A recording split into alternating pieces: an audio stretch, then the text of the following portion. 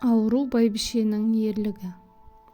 Мен өзімді бұл дүниеде бәйбіше анамның қолында өскеніне ерекше бақытты сезінемін. Өйткені мені бауырына басып, шексіз махаббатын арнаған анам болды. Мені туған анам Тоқал. Бәйбіше анамның өмірі оңай болмаған. Ол екі қызды дүниеге әкелгеннен кейін белі ауырып сырқатқа ұшырапты. Ауыл ішінде оны құтты бәйбіше деп құрметтегенімен, баласыз өткен жылдар оны күйзелтіпті. Ұрпақ сүйсем деген арманы орындалмай, күйеуіне тоқал алып беруге мәжбүр болыпты. Солай бір күні базар жақта жүргенде қайыр сұраған жас келіншекті жолықтырады. Беті бал-бұл жанған, етегі түріле тігілген, көйлек киген келіншек өз баласын ертіп жүр екен.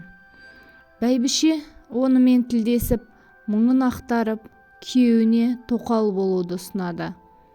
Жас келіншек ойланса да, баласының болашағын ойлап, келісімін береді. Сол келіншек менің туған анам. Екеуі бір шаңырақта тұрмыс құрды.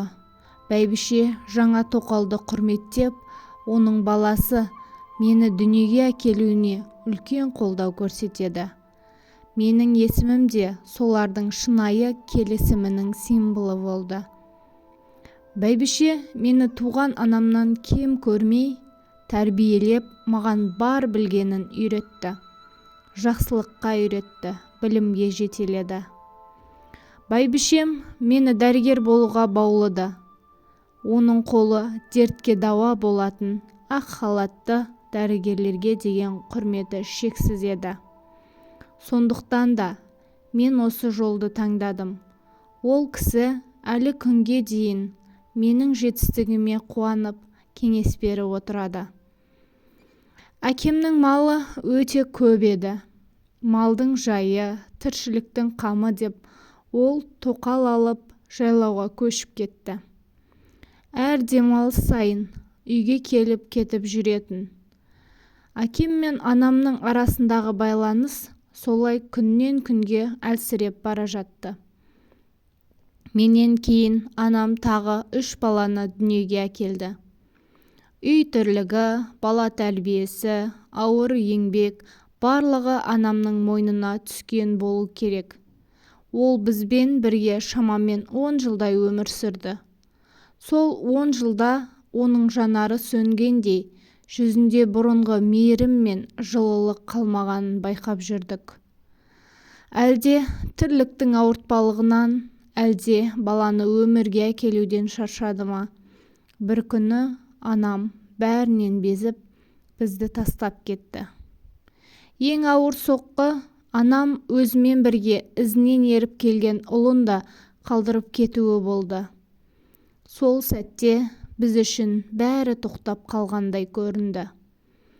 Үйімізден анамыздың мейірімі мен жылуы бір жола жоғалып, оның орнын үнсіздік пен мұң басты. Әр қайсымыз оның өткен себебін түсінуге тырыстық, бірақ жауап таба алмадық. Бұл жара біздің жүрегімізде мәңгіге қалып қойғандай. Бәйбішенің 2 қызы сол уақытта бой жетіп, оқуға кетіп қалған еді. Үйде жалғыз қалған бәйбіше бізді қанатының астына алды. Өз баласынан артық болмаса, кем көрмей, бәрімізді бауырына басты. Бізді ғана емес, анамның ізінен еріп келген баланы да тәрбиеледі. Уақыт өте келе, біз ер жеттік. Бәйбіше малды сатып, бауырымды қалаған оқуына түсірді. Бізді ешқашан не ішем, не кием дегізбей, жоқшылық көрмей өсірді.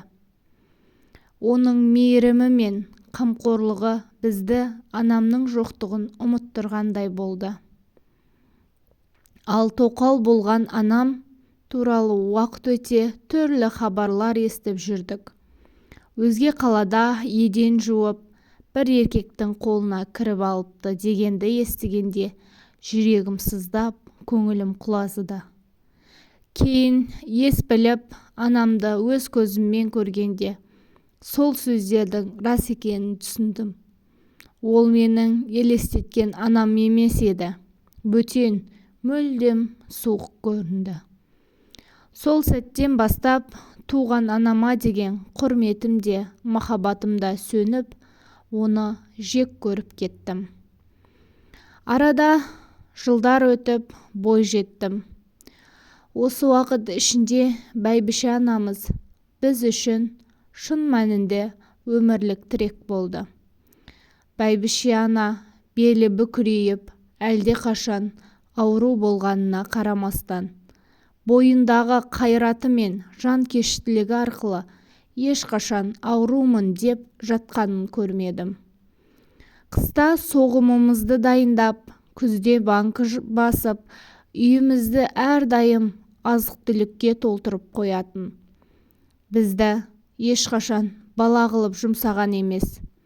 Үстімізге кір, ескі киім кигізбейтін. Үнемі жарқыратып, таза, әдемі киіндіріп қоятын еді. Бізді жақсылыққа, білімге баулыды. Сабаққа ынталандырып, өз болашағымыз үшін еңбектенуге үйретті.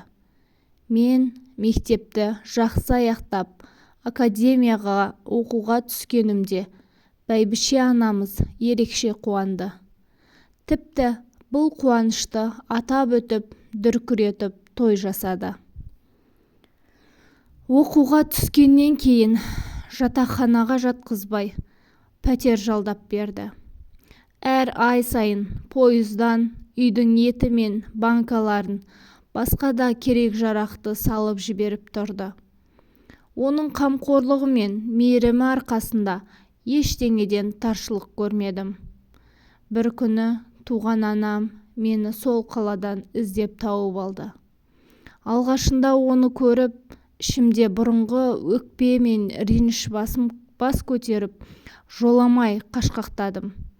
Бірақ анамыз ғой деген ойдың жетегінде нендей жағдай болғанын түсіну үшін онымен сөйлесіп араласуға бел будым. Жалғасы келесі бөлімде. Міндетті түрде өткізіп алмай менің арнама жазылуды ұмытпаймыз. Мен сіздерді жақсы көрем.